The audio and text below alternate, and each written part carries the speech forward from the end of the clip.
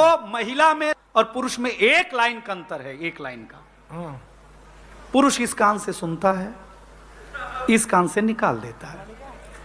महिला दोनों कान से सुनती है और मुंह से निकालना शुरू करती है। गलत कह रहा हूं क्या? कि शुगर खाने में मजा देती है, लेकिन अगर हो जाए तो फिर सजा देती है। मैंने अपने दोस्त से कहा, यार आपकी बीवी आपको इतना डांटती है, चीखती है, चिल्लाती हैं, फिर भी आप सहन करते हो, ऐसी क्या लाचारी है? तो दोस्त ने कहा, क्या बताऊं यार, मेरे बीवी को डॉक्टर ने मीठा बोलने से मना किया है क्योंकि मुझे डायबिटीज की बीमारी है। तब तक रामू दौड़ते हुए आया, बोला, सेठ जी बधाई हो, बधाई हो, बड़े भैया को शुगर हुई है, भगवान की क्या कृपा है, पहले मुन्ना हुआ था अब शुगर हुई है। सेठ ने डांटते हुए बोला, बेवकूफ आदमी, तेरी मत गई मारी है, शुगर कोई बेटी नहीं है, बीमारी है। रामू ने कहा, क्या फर्क पड़ता है सेठ जी, बेटी हो या बीमारी? फर्क इतना है कि बीमारी में बड़े लोग परहेज से मरते हैं और बेटी होने पे हम गरीब लोग दहेज से मरते हैं। वाह वाह वाह वाह वाह वाह। उसके पास ना एक जादू है, वो जब भी मुस्कुरा भर लेती है, मेरी दुनिया में सब कुछ थम सा जाता है। वो जब कोई बात कहती है तो सुनते रहने का मन करता है। वो रूठती है तो लगता है जमाना रूठ गया मुझसे। ऐसा नहीं है कि मेरी दुनिया में लोग नहीं आए पहले, पर उसके आने के बाद से सब कुछ बदला बदला सा लगता है मुझे। हमारे यहाँ जब हुआ, चुनाव हो गया, लोग जीत गए, तो एक नेताजी हमारे गांव में गए। हमारे दादाजी खेत में काम कर रहे थे। अच्छा। तो नेताजी ने मेरे दादाजी से बोला कि और किसान जी कैसी है आपकी गन्ने की फसल? तो मेरे दादाजी ने नेताजी के पैर पकड़ लिए, बोले, कल ही अभी हम शपथ खाए हैं, टीवी पे भी नहीं आया है, तुमको कैसे मालूम पड़ा कि हम ही कृषि मंत्री हैं? तो मेरे दादाजी ने कहा, बेटा जब तुमने गेहूं की फसल को गन्ने की फसल बताई तब भी हम समझ गए हमारे प्रदेश के कृषि मंत्री आप ही हो सकते हैं, इसके नीचे का पद नहीं मिल सकता है आपको भाई साहब। वो एक और कुछ छुट्टी चाहिए थी, पहुंच गया, छुट्टी चाहिए। बोले किस लिए चाहिए? बोले जी मेरी शादी है। अब इस पे तो कौन मना करे थे। बोले अच्छा कितने दिन की चाहिए? बोले तो लुगाई देखने के बाद पता चलेगा। आई मैं सोनीपत गया, मुझे एक पता ढूंढना था जी, गंदे नाले के पास कच्ची बस्ती।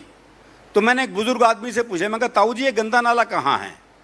बोले क्यों, साफ करेगा? पूछ लो पता। अच्छा गंदा नाला तो मैंने सूंघते सूंघते ढूंढ लिया। और गंदे नाले के बाद मुझे एक बस्ती भी दिखाई दे गई। तो मैंने एक बुजुर्ग महिला से पूछ लिया, माता जी कच्ची बस्ती यही है? बोली दीवार में सिर मार के देख ले। और अब तो स्थिति जब से ये नीरव मोदी, ललित मोदी सब गए हैं, जब बड़े परेशान है बेचारे मोदी जी, बड़े दुखी दुखी बैठे थे। वो गांधी जी पहुंचे, बोले क्या हो गया? बोले दो मोदियों ने ये मोदी सरनेम से भरोसा उठवा दिया, बहुत दुखी हूं। गांधी, मैं अब किसी से नाराज नहीं होता, जरूरत ही नहीं पड़ती है। जब कोई बात मुझे खटकती है या बुरी लगती है तो मैं एक बार बात करके देखता हूं। अगर सामने वाले की तरफ से बात की उम्मीद ही नहीं है तो मैं उस बात और इंसान दोनों को छोड़ देता हूं। मैं अब किसी से नाराज नहीं होता। जब हम कभी किसी को अपनी परेशानी बताते हैं ना, तो हम नहीं चाहते कि वो उसका कोई हल निकाले। हम चाहते हैं वो बस सुन ले हमारी बात को, क्योंकि कभी कभी ना बस सुन लेने भर से बहुत कुछ ठीक हो जाता है। एक बार लक्ष्मी जी का वाहन उल्लू उनसे रूठ गया। तो लक्ष्मी जी ने पूछा, अरे क्या हुआ, क्यों मुंह लटकाए बैठे हो? तो उल्लू बोला, अरे आपकी सब पूजा करते हैं मगर मुझे कोई नहीं पूछता। तो लक्ष्मी जी मुस्कुराकर बोली, अरे आज से हर साल मेरी पूजा से ठीक 11 दिन पहले तुम्हारी भी पूजा होगी। उस दिन उल्लू भी पूजे जाएंगे। और तब से लेकर आज तक दिवाली से ठीक 11 दिन पहले करवा चौथ मनाया जाता है। एक और फोन हुआ पिछले दिनों। जैसे ही एनडीए द्वारा राष्ट्रपति पद के लिए, महामहिम पद के लिए राम कोविंद जी का नाम तय हो गया, उसी दिन यमराज का फोन आया आडवाणी जी के पास।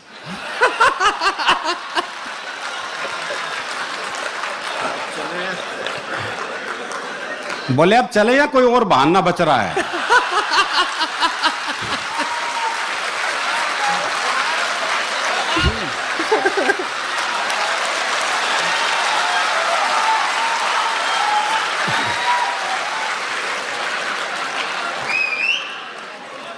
तो आडवाणी जी बोले मोदी जी ने कहा है विकास होगा, बस उसका मुंह देख के जाना चाहता हूं। भाई बहुत अच्छा। वो हरियाणा के गांव में स्कूल के पास ही शमशान घाट था। तो गांव में कोई मरता, स्कूल की छुट्टी हो जाती, तो बच्चे बड़े खुश, बोले सही जगह स्कूल है। वो एक दिन 8-10 बालक स्कूल जा रहे थे, तो स्कूल के बाहर 2 बूढ़े बैठे बीड़ी पी रहे थे।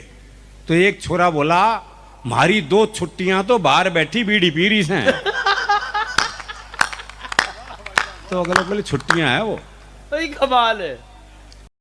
मैं अब किसी से नाराज नहीं होता, जरूरत ही नहीं पड़ती है। जब कोई बात मुझे खटकती है या बुरी लगती है तो मैं एक बार बात करके देखता हूं। अगर सामने वाले की तरफ से बात की उम्मीद ही नहीं है तो मैं उस बात और इंसान दोनों को छोड़ देता हूं। मैं अब किसी से नाराज नहीं होता। किसी इंसान को पाने के लिए उसके सामने आंसू बहाना सही नहीं है। मोहब्बत कोई बच्चों का खिलौना थोड़ी है जिसे रो रो करके हासिल किया जा सकता है। जिस इंसान को तुम्हारी जिंदगी से जाना था वो कब का जा चुका है।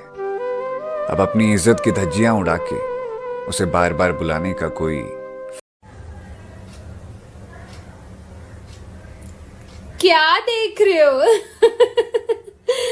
काम धंधा नहीं?